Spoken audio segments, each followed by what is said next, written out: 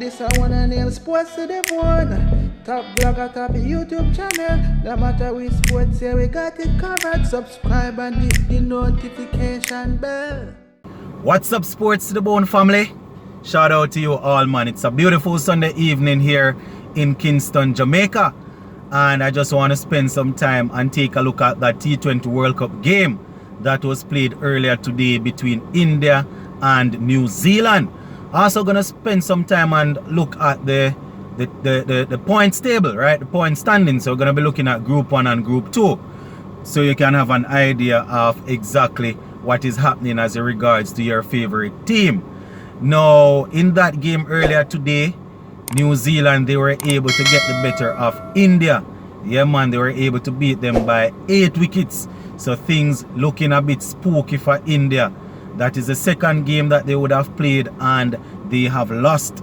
You understand? So we don't know what's happening with the pre-tournament favorites. Not saying that they are down and out as yet, but it's a bit worrying, especially seeing that, you know, going into this game, they would have made some changes, you know, to the batting lineup. They brought in Ishan Kishan and he was asked to open with KL Rahul. And Rohit Sharma was put at Rohit Sharma came in at number 3 and Virat Kohli at number 4. So one would have thought that, you know, that sort of batting lineup would have meant the guys were going to go out there and get some runs. You understand? But it just wasn't to be. You know, the New Zealand bowlers, they really stuck to the task.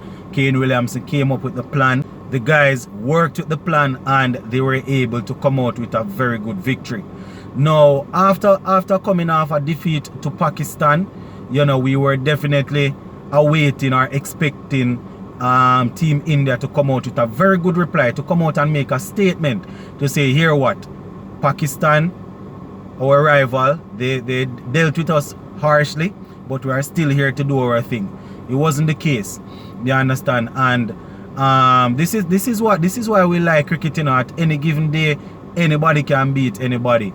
You understand? And these players, we watch them on the franchise level, well, playing franchise cricket all the while, all the time. But when they come together to play for their country, you know, that is what gives them the bragging rights. You understand? Because they're gonna have teammates for RCB, teammates for Chennai Super Kings, you know, going up against each other when they are playing for their country. And boy, Trent Bolt especially really went out there and dominated. You understand? And only 110 India were actually able to put together, you know, 110 for 7. Yeah, man, Ravindra Jadeja coming down the order, he got the top score for them. He finished off with 26 off 19. Pandya got 23 off 24. KL Rahul at the top there getting 18. Rohit Sharma getting 14. And Virat Kohli getting 9. So, you know, with all of those guys coming in one after the other, I am thinking, you know, I was thinking that I was going to see some runs. You know, from time to time you expect batsmen to get out, but with 4 to 5 batsmen of that sort of quality, you expect, say, if Rahul or Sharma get out, then Kohli, well, don't even forget Richard Pant. If Kohli, then you expect Kohli or you know, Pant or Pandya or Jadeja or those guys to come in and really settle down and get a 50 or a 60 and help the team. But you know, you still have to salute good bowling. You have to salute good bowling and good captaincy, and that is exactly what we saw out there from Kane Williamson and his guys. You understand? They had 1 and 2 little blemish in the field, but generally speaking, you know, they performed very well. They bowled well and they batted well. You know, Rohit Sharma was actually dropped off the first delivery that he faced, you know. Yeah, man, the first delivery that he faced, he pulled it down to the boundary and the fielder was there, dropped it, but it so happened that he didn't end up sticking around to cause any problem. So, yeah, man, my viewers and subscribers, India, they are down but not out. You know, you could almost compare their start to that of the West Indies, losing their first 2 games. The difference is that we lost our first 2 games, especially against England.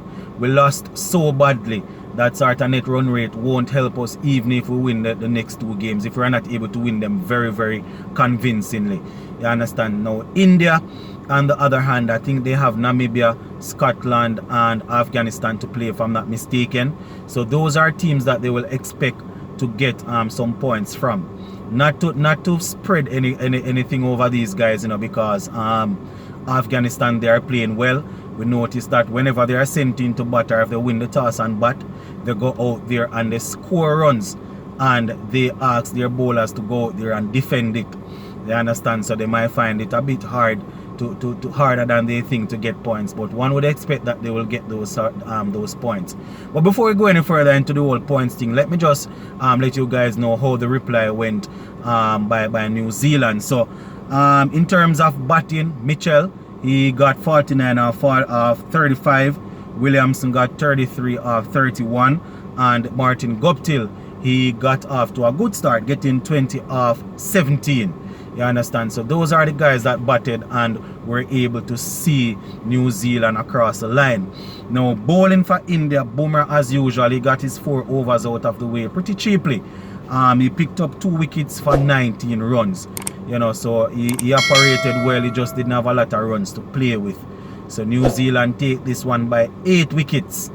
Yeah, you know, so we are definitely looking to see how India will bounce back. Now, in terms of points standing, let me go through that quickly so you guys can have an idea of what is happening. Right, just gonna start with Group 2, seeing that we're already talking about New Zealand and India. Pakistan, they are way ahead, far ahead, head and shoulder above the rest, as they would say. So far they have played 3 games, they have won all 3 games convincingly, so it means they sit pretty on 6 points. Right, Afghanistan, they have played 3 and they have won 2 out of that, leaving them on 4 points. New Zealand, they have actually played 2 and they are on 2 points, so it means that they would have won just 1. Namibia, they would have played 2 games and they are on 2 points. India and Scotland, they are the teams that are yet to get any point on the board. So, you know, that group there still have a little room to maneuver. You understand? We know Pakistan will already go through. Pakistan is already through, basically. But India, having said that, you know, it is expected that India will go ahead and will get the job done. They expected that they will win the games, do what is necessary to move on.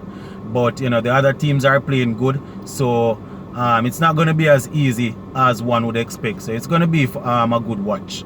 Now, moving on to Group 1, and we know West Indies, you know, they are in Group 1. But England, similarly to Pakistan, they are well above everybody else in this group. They would have played 3 games and they would have won all 3, so they are on 6 points already, basically going through. You know, South Africa, they are on 4 points, having played 3 games. Australia, having played 3 games, they are also on 4 points. Now, Sri Lanka, they are on 2 points after 3 games. West Indies, 2 points after 3 games, just the same. And Bangladesh, they are yet to get any points on the board. So that is what, you know, that is how things are looking in our group.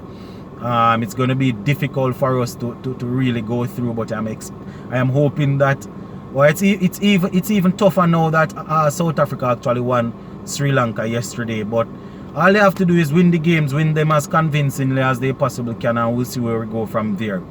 But yeah, man, my viewers and subscribers, I just wanted to use that time to sort of give you an idea of how the table's looking.